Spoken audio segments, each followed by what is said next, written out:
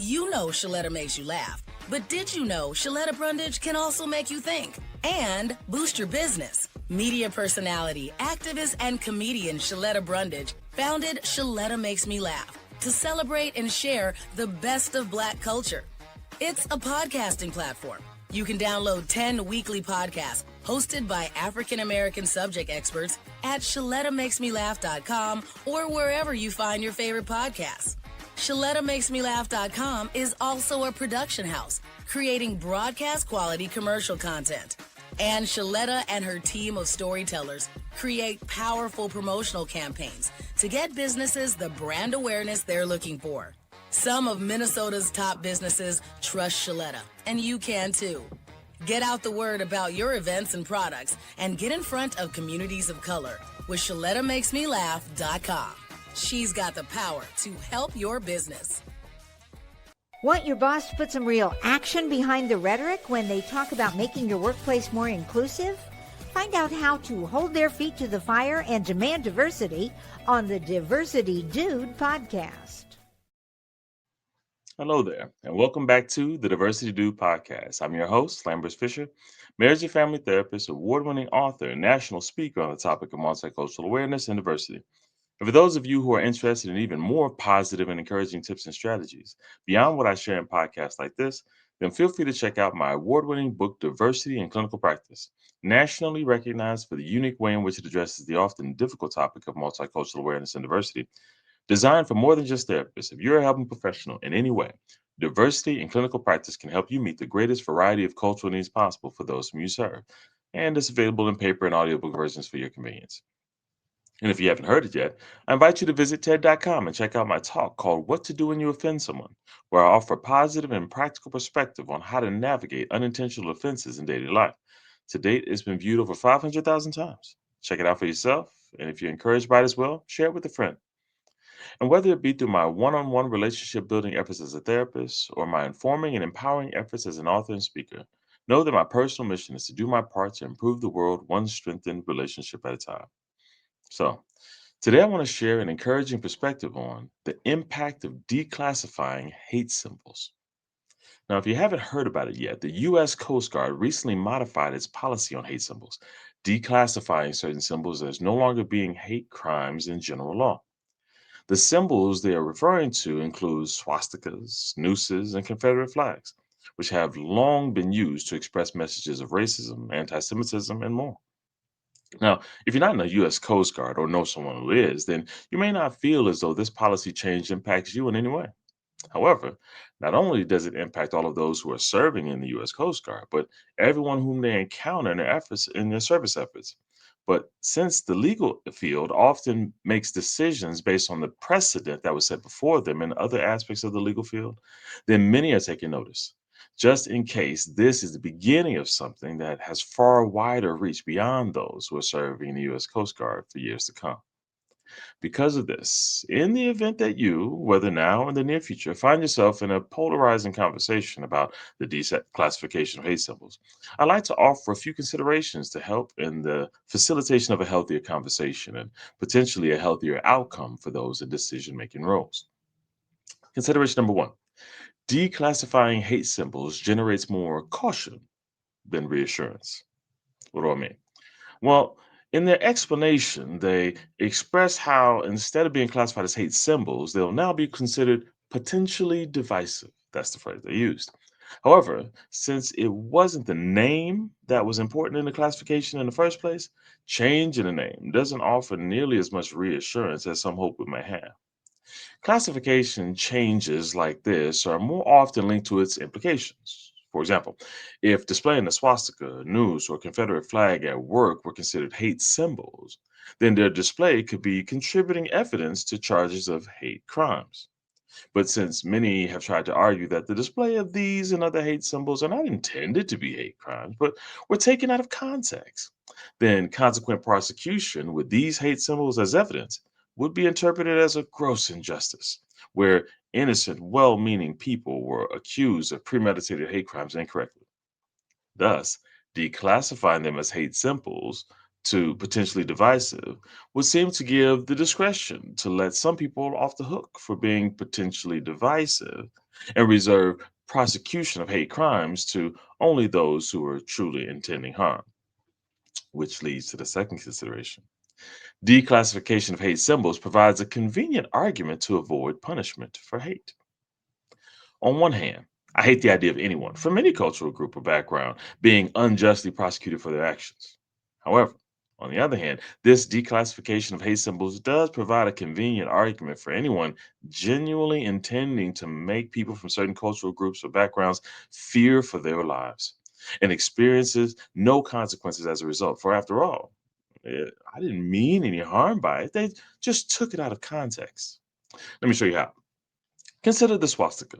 The symbol we know to be the swastika, in which represented Nazi biases against Jewish people, causing intimidation from the symbol alone, originated as a symbol far back as 10,000 BCE in ancient cultures at the time, then conveying a meaning of good fortune, well being. The symbol itself meant those things long before it was appropriated by Nazis to symbolize their hate. Because of this, if you see an ancient artifact with a swastika in a museum, we can't conclude that Nazi hate went back that far. They didn't even exist back then. Only the Nazis appropriated the symbol to mean something different. This is the type of argument someone can use and have used when new classifications give them the language to say, sure, it's potentially divisive, but it's not a hate crime. It's a museum piece. However, even if you acknowledge the history that preceded it, because of how it's appropriated and used for many years and is still used most often today, if you see the symbol today, it will be very difficult to argue that you were just, what, honoring ancient cultures and wishing good fortune? No. History has shown that it's much more likely to be motivated by bias against Jewish people with the goal of intimidation and threats of safety. The same goes for nooses. Recently, a black firefighter in Bloomfield, New Jersey, filed a lawsuit against the township and a white colleague over a series of racial harassment incidents, including a noose being tied and thrown at him during the training. Now, let me be clear, it occurred during a rope and knot tying training for firefighters. However, when this colleague chose on their own to tie a noose, not part of the curriculum, and throw it at, of all people in attendance, their black firefighter colleague, and then humorously ask him directly, hey, you know what kind of noose this is? Or you know what kind of knot this is? It understandably had an impact. It is understandable that this is not seen as a harmless prank, generating questions like, why do you already know how to tie that? Why did you throw it at me? Why would you ask me to join in your humor? Do you honestly not know the history of that knot in my culture's history? Or do you know and find my cultural history humorous? Or worse yet, did you use this training as a subtle excuse to let me know how you really feel about me and how uncomfortable you want me to be while I'm here in this job? So you see, the implications of these symbols extend beyond classifications, but on real people who have to worry about the people around them and ultimately their own safety and well being and those they care about. And with changes that could be the beginning of what's more to come, changes like this can reduce the options for what people can do to protect themselves from future occurrences. And then there's consideration number three. Feelings of concern are legitimate and motivation for what should be shared. Anyone who is upset by this change should know that their feelings are completely legitimate.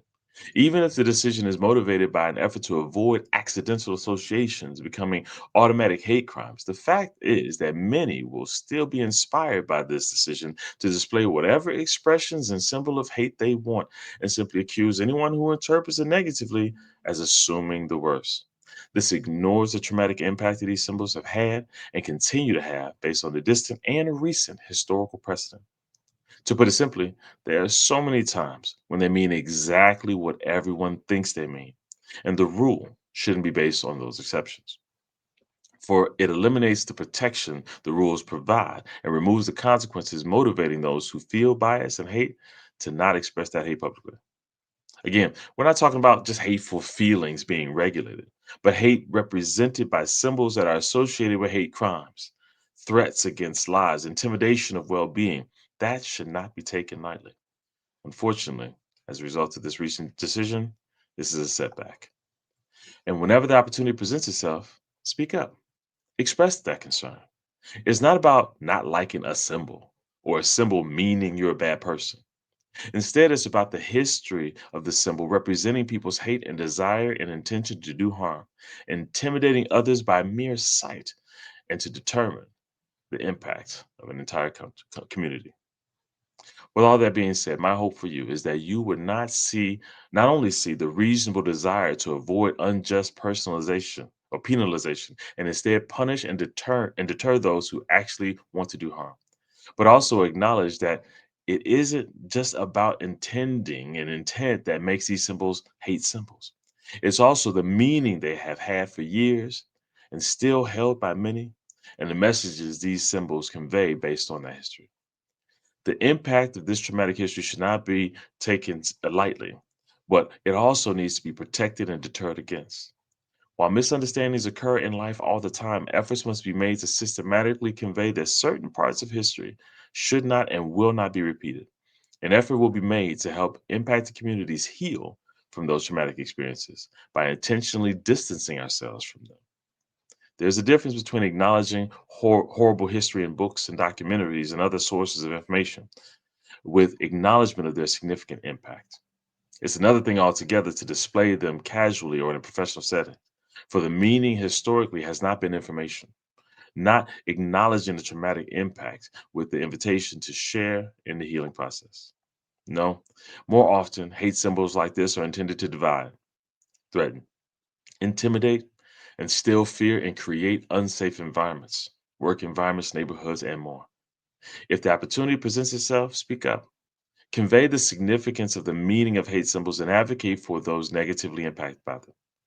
That is a great first step in not only healing, but also creating culturally safe environments for everyone moving forward. And with that, I'll say thanks again for listening to today's Diversity Dude podcast. If you have any pressing diversity related questions that you'd like me to address on an upcoming podcast, or if your organization is in need of a shame-free or empowering guest speaker or training on this often sensitive topic, then feel free to reach out to me directly at diversitymadesimple.com. If you found this message positive and insightful, then feel free to like and subscribe so I'll know which topics you'd like me to share more on future podcasts as well. And if you know anyone else who could benefit from a positive and encouraging perspective on this often difficult topic of diversity, feel free to send them a link to this podcast so they can be encouraged as well, or share with them my award-winning book, Diversity in Clinical Practice, available at Amazon.com.